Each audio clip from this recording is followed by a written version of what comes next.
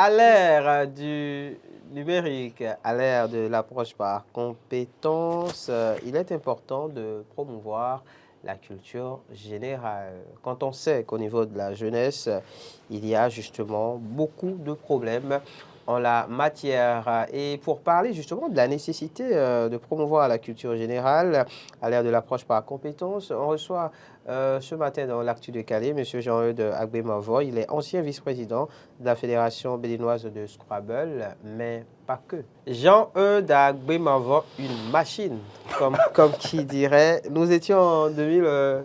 2012, Là, c'est 2012. Vous avez fini vice-champion, c'est ça? Oui, bon, j'ai gagné la petite finale. La petite finale, voilà. Entre-temps, en 2007, vous aviez fini. Oui, j'avais gagné l'édition 2007. L'édition 2007. J'étais le champion de question point champion spécial langue française 2007. Une machine, toute cette culture générale. Comment ça s'explique? Bon, le rendu que vous voyez là est le fruit de beaucoup de travail. Je voudrais juste attirer l'attention. J'ai lu beaucoup de commentaires sur Internet. Ça ne fait pas toujours du bien d'être béninois parce que le cliché qu'ont encore le béninois, c'est que nous avons la possibilité dans des sciences occultes de faire des choses. C'est ça. La culture générale, c'est que le travail. Ah oui, donc il y a eu aussi ces réflexions qui ont été faites en fait. Évidemment, puisque j'anticipais pratiquement toutes les réponses. Mais les gens n'ont pas idée du travail que cela demande. Que ça demande des années d'entraînement pour réussir à intuitionner une question dès qu'elle démarre et à l'anticiper au moment où on est sûr que des indices viendront après quelques secondes d'anticipation. Pour confirmer. Oui, c'est-à-dire l'animateur est obligé de continuer parce qu'il ne peut pas s'arrêter tout d'un coup et on a les indices qu'il faut. Et on ne peut avoir cette aptitude-là que quand on a beaucoup travaillé et qu'on a beaucoup lu, qu'on a beaucoup internalisé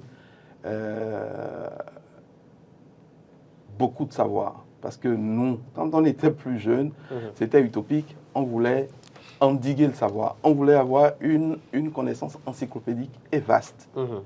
Et pour ça, nous avions un vecteur qui a beaucoup marché, c'était Génie en herbe. Génie en herbe. Les gens ne savent pas aujourd'hui quand ils me voient. La télévision nationale. Voilà. Ceux qui sont de ma génération, certainement connu Jean-Eudes, capitaine de l'équipe de Génie en herbe du CEG Saint-Rita, et Orance, capitaine de l'équipe de Génie en herbe du lycée Koulibaly. Dabo Zoukou, René Talon était l'un des hommes en forme de Bégamin, Jacques Okumatsou de Opierre, etc. Donc c'est une génération qui s'est distribuée comme ça et nous affrontions à l'occasion de la phase nationale du jeu Génie en herbe, qui a été instituée par l'agence, la société qui est devenue l'agence de la francophonie. Donc, ça a été l'occasion pour nous de nous accrocher à quelque chose et donner corps à cette envie que nous avions de dominer la connaissance. Quand je le dis, c'est très, très prétentieux, mais quand nous étions jeunes, on avait envie de tout connaître. Dominer la compétence, enfin la connaissance. Dominer la connaissance. Dominer la connaissance. Dominer la connaissance. On a fait des folies pour ça. Je vous dis, j'ai lu le dictionnaire Larousse. Je lisais le dictionnaire Larousse 2, 3, 4 fois au cours de l'année. Quand je dis je lis le dictionnaire, j'ai lu le dictionnaire, toutes les pages du dictionnaire. Wow. J'ai voulu savoir pour tous les mots qui étaient dans le dictionnaire, les différentes entrées. Les citations grecques, latines, les proverbes, et ensuite les personnages historiques. Vous voyez, quand on commence par dire né en 1802, je classe 1802, la plupart des personnages qui sont nés en 1802, qu'elles soient africaines, qu'elles soient politiques, qu'elles soient... Donc, dès qu'on dit né en 1802, je sais à peu près où est-ce qu'on s'y situe. Quand on dit que c'est un écrivain, en même temps, j'anticipe et je dis que c'est Victor Hugo, parce qu'il n'y a pas deux écrivains qui soient nés en 1802. Voyez-vous, il disait, quand je naissais, ce siècle avait 2 ans. Donc, vous comprenez que pour ceux qui ne sont pas du sérail, pour eux, ça paraît de la magie. Mais ce n'est pas de la magie, c'est un travail rationnel qui a duré de 92 à 97 en tant que joueur, de 97 à 2002 en tant qu'entraîneur de l'équipe de Génie en herbe du CEG Saint-Rita. Et ça a perduré parce qu'il y a le côté court et le côté jardin. Le côté court, bon, quand vous avez le bac, vous n'êtes plus exposé sous les feux de la rampe, mais vous continuez quand même parce que c'est un virus qui ne vous lâche pas.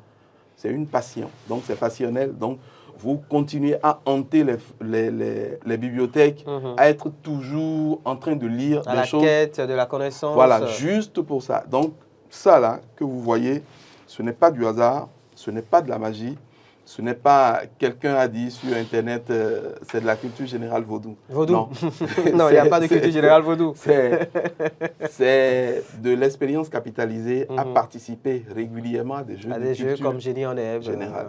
Voilà. Et ce n'est pas étonnant quand on me retrouve au Scrabble. Justement, parce que j'allais poser la question. Justement. Parce que je suis allé, au fait, c'est le Scrabble qui m'a amené à la culture générale. D'accord. Je vous raconte, je ne serai pas long. Mon grand frère envoie un jeu de Scrabble à la maison. J'étais en classe de 6e année. Okay. Et les grands frères étaient à l'université, c'est eux seuls qui jouaient. Et moi, il devait avoir quelqu'un pour garder la table. Garder la table, c'est noter les scores et ensuite vérifier les mots pour les contestations. Donc, le dictionnaire était devenu ma propriété puisque j'avais un rôle institutionnalisé d'être l'arbitre de leur joute. J'ai gardé le dictionnaire et je m'en suis fait un ami. Et tous les jours, j'ouvrais une page et je voulais voir à peu près les mots que je ne connaissais pas, leurs entrées, etc. Donc, c'est comme ça que je suis allé à la culture générale. Mais avant, quand il s'est agi, un jour, ils étaient 2 ou 3, ils avaient besoin d'une 4e personne. Ils disent, bon, Jean, toi, tu viens compléter. Tu veux participer, quoi. Voilà, juste à titre de Bégonou, comme on le dit souvent. Je les ai descendus. J'étais en classe de 6e. Ils étaient tous en année de maîtrise. Je les ai tous descendus. Et ensuite, un à un, je les ai pris parce qu'ils pensaient que c'était du hasard. Un à un, pour les descendre en coupe réglée, je leur fais leur affaire. À partir de ce jour, ils n'ont plus voulu jouer au Scrabble et ils m'ont laissé le jeu de Scrabble. Carrément. Et je prenais le jeu de Scrabble et mon dictionnaire et j'allais faire le tour de Cotonou au niveau des tables où les gens jouaient pour compétir au Scrabble, pour dire donnez-moi le meilleur, on s'affronte, en 2 ou 3 jeux, je vois à peu près son niveau et puis ce club-là est passé. Donc c'est petit à petit que je me suis dit, au lieu de faire du Scrabble, je vais plutôt faire de la culture générale parce qu'il y avait une émission sur la télé. Génie en Herbe. Génie en Herbe, sur le service public. Voilà, donc je vais plutôt capitaliser tout ce que je connais et je vais m'orienter plutôt vers Génie en Herbe. Donc c'est comme ça que ça a commencé. Rien ne se fait au hasard. Au hasard, en réalité. Quand on voit un rendu, on ne sait pas tout l'effort qui est derrière. Et c'est pour ça que le plaidoyer que je fais aujourd'hui, c'est est-ce que, si je me projette sur 5 ans, sur 10 ans, est-ce que nous sommes capables de faire pareil?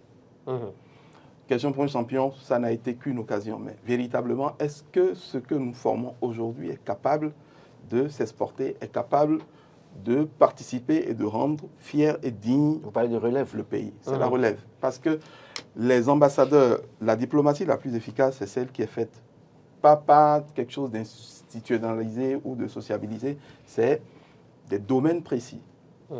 La Côte d'Ivoire n'est pas connue par autre chose que par son équipe de football, pas Didier Drogba. Le Cameroun, c'est pareil. C'est Samuel Eto'o. Quand vous vous dites vous êtes Camerounais, aujourd'hui, on vous parle de Samuel Eto'o. Aujourd'hui, on vous parle un peu plus de Francis Ngannou qu'autre chose. Avec la bosse. Voilà, avec le MMA. Donc, vous voyez, est-ce que nous sommes capables d'avoir des représentants qui sont, une fois sortis, sont capables de rendre fiers la nation? Moi, j'arrive à un âge où je pense plus à la transmission.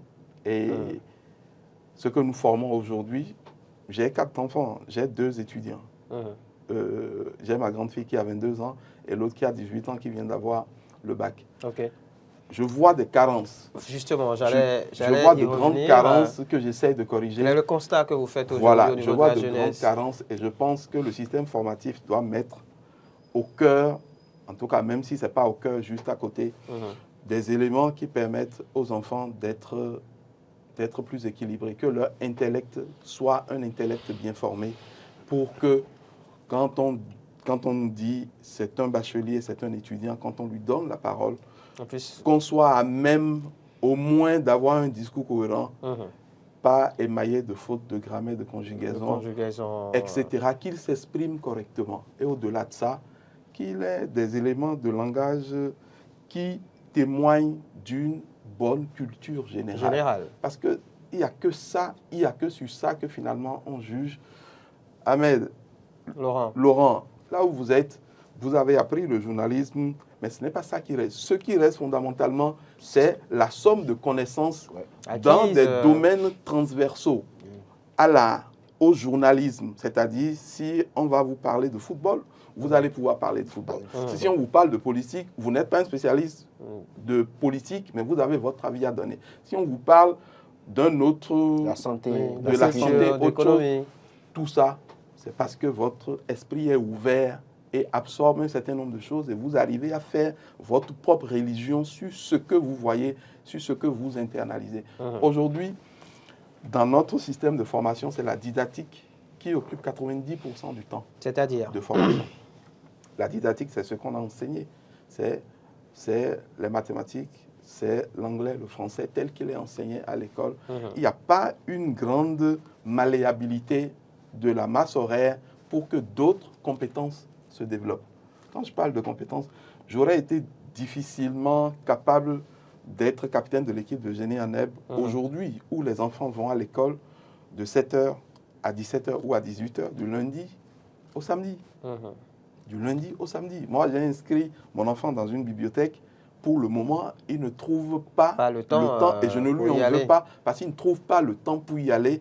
Et malheureusement, c'est ça la réalité aujourd'hui. J'ai envie que mon enfant fasse du judo. S'il doit faire du judo, il ne peut pas le faire que pendant les vacances. Ça doit traverser l'année. L'année scolaire. S'il va au cours tous les matins à 7h, qu'il revient à 18h et que le mercredi où il peut faire des activités, on lui a donné tellement d'exercices, des choses à faire, qu'il doit laver sa tenue et autres, on se retrouve à ce que le mercredi n'ait plus un temps pour faire autre chose.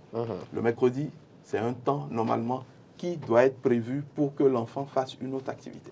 Le samedi, c'est pareil. L'enfant va au cours de 7h à 13h dans les classes, entre parenthèses, intermédiaires. La classe de 4e, la classe de 3e, la classe de 1er et la classe de terminale. Dites-moi, ce n'est pas sur les 7 années au collège, il y a 4 années qui sont bouquées du lundi au samedi. Quand est-ce que vous pensez que l'enfant peut développer d'autres compétences? Quand est-ce qu'il devient le meilleur footballeur de sa génération? Quand est-ce qu'il s'exerce? Bon, aujourd'hui, il y a les classes sportives, les classes culturelles.